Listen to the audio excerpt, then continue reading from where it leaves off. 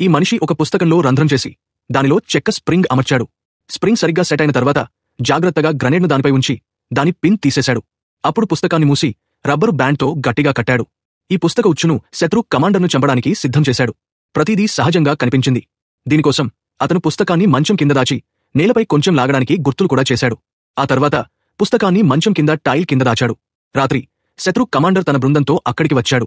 వాళ్లు ఇంటిని సోదా చేస్తున్నారు. ఆ మనిషి గుహచారుల జాబితాను ఎక్కడో దాచాడని వాళ్లకు అనుమానం వచ్చింది. కాసేపటి తర్వాత కమాండర్ నేలపై లాగడానికి గుర్తును చూశాడు. అతను టైల్స్ను తట్టాడు. ఒక టైల్ కొంచెం విభిన్నంగా అనిపించింది. దాన్ని తీసి చూస్తే కింద రబ్బరు బ్యాండ్తో కట్టిన పుస్తకం కనిపించింది. అతను ఇది పెద్ద లాభమని భావించాడు. బహుశా గుహచారుల జాబితా దొరికిందని అనుకున్నాడు. ఉత్సాహంతో నవ్వడం మొదలుపెట్టాడు. పుస్తకాన్ని తెరిచిన వెంటనే లోపల నుండి గ్రనేడ్ బయటకు వచ్చింది. వెంటనే ఆ మనిషి 2 గార్డులను పట్టుకుని వాళ్లను తన ముందు కవచంలా లాగాడు. కమాండర్కు స్పందించే సమయం కూడా లేకపోయింది. గ్రనేడ్ పేలి గది మొత్తం ధ్వంసమైంది. అదృష్టవశాత్తు ఆ మనిషి బతికాడు. చివరకు శత్రు కమాండర్ను చంపాడు.